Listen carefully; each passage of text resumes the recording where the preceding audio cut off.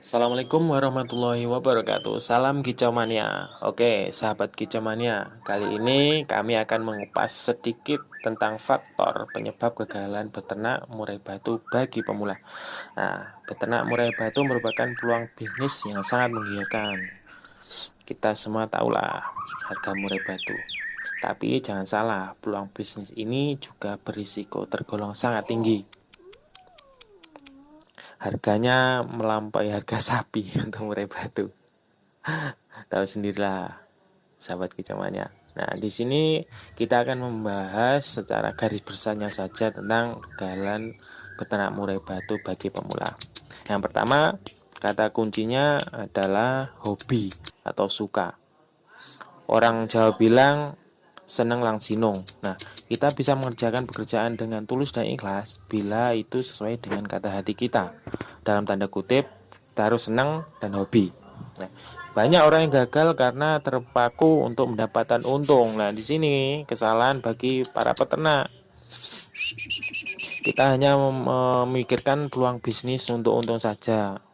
Nggak tahu di suatu saat di perjalanannya dia akan gagal lah, dia akan drop pikiran dan kemudian selesailah ternak, nggak bisa lanjut lagi. Kunci kedua, telaten dan sabar. Telaten di sini dimaksudkan dalam persiapan awal serta perawatan. Persiapan awal, nah, semisal ini kita harus memperbanyak referensi sebelum memulai berternak. Nah, seperti halnya kita melihat-lihat buku atau kita lihat-lihat YouTube atau media sosial lainnya. Dan jangan malu-malulah di sini untuk belajar bertanya kepada orang-orang yang telah sukses beternak murai batu. Nah, sedangkan telaten dalam perawatan, semisal dalam pemilihan tempat. Nah, ini sangat penting. Pemilihan tempat yang strategis, yang nyaman untuk si burung, yang jauh dari keramaian, asri, sirkulasi udara yang lancar, serta sini kandang kalau bisa terkena sinar matahari, walaupun sedikit ya. Ini sangat penting untuk kesehatan si burung itu. Nah, dalam kandang didesain nah, sesuai kenyamanan si burung. Nah, seperti halnya dalam kandang kita taruh vas bunga atau dasar kandang kita usahakan aman lah, aman dari bakteri serta dari jamur-jamur. Nah, ini bisa ditaburi pasir atau tuh campur batu kapur atau juga bisa menggunakan cangkang telur. Nah, di sini cangkang telur fungsinya sebagai asinan. Sebagai asinan bagi si burung. Nah, asinan di sini untuk menguatkan daya tahan tubuh si burung agar kebal terhadap penyakit di sekitar kandang. Kalau bisa hawa atau kondisi kandang itu diusahakan yang lembab. Dikarenakan murai batu kan burung-burung suka wilayah lembab seperti di hutan-hutan tropis. Nah, itu kan banyak air lembab lah. Nah, itu kesukaan murai batu seperti itu. Nah, kalau bisa di depan kandang itu didesain seperti itu, kolam kecil yang ada gemericik air. Kalau bisa, kalau tak bisa enggak masalah lah. Nah, kalau siang hari bila tuh dasar kandang atau pasirnya itu panas atau kering, nah bisa kita semprot dengan air. Tujuannya supaya kondisi kandang itu enggak terlalu pengap lah. Nah, kemudian setelah itu pemilihan eh, sarang untuk bertelur si burung bila sudah jodoh. Nah, di sini bisa menggunakan bambu atau juga bisa menggunakan burung labat lah. Nah, serta serabut yang kita gunakan untuk tempat sarang si burung kita usahakan bersih, bersih dari semut, bersih dari hewan-hewan kecil. Nah, tujuannya kalau sudah di dalam sarang itu untuk bertelur si indukan nyaman ya. Nah, tak ada gangguan lagi. Nah, sembari kita kasih sedikit-sedikit lah, sedikit-sedikit serabut dari pohon cemara itu kita taruh di bawah dasar kandang supaya nanti kalau dia mau bertelur dia mengangkuti serabut itu ke dalam sarang. Nah, setelah tempat sudah dirasa siap, nah baru masuk tahap berikutnya, yaitu pemilihan indukan. Di sini harus telaten, teliti. Nah, pada tahap ini, peternak pemula kita golongkan menjadi dua tipe.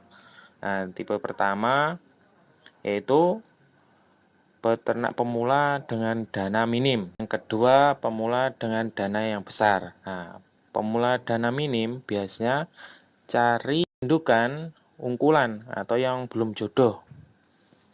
Dalam tanda kutip, beli ecer. Nah, di sini harus sangat teliti untuk peternak pemula. Mulai dilihat dari silsilah keturunannya, trouble atau tidak, sudah bodol atau belum bodol. Nah, kita harus teliti di sini. Nah, kalau salah sedikit, nah kerugian bagi si peternak, mulai kerugian materi serta kerugian waktu. Nah, di kondisi ini si peternak harus sabar karena proses penjodohan tergolong sangat lama lah. Sabar ditempel dengan berbeda sangkar, tujuannya nanti biar tidak berkelahi kalau langsung disatukan dalam kandang. Ditakutkan di sini indukan betina bisa dibantai dengan indukan si jantan karena belum jodoh tadi. Yang kedua, biasanya cari jodohan tapi masih trotol. Nah, di sini biasanya permasalahannya si peternak pemula ini kurang dana tadi kan. Nah, kurang sabar.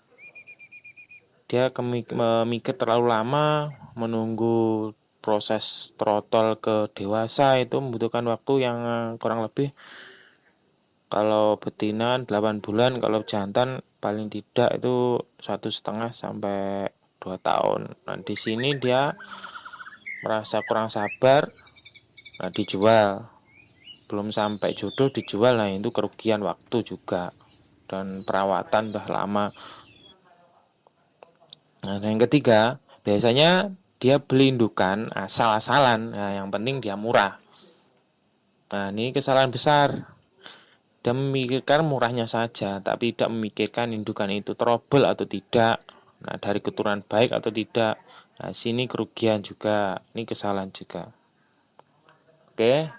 Setelah itu kita masuk untuk tipe yang kedua dengan si peternak pemula dengan dana besar. Nah, sini peternak tipe ini biasanya tidak sabaran. Biasa beli indukan yang sudah produk lah intinya.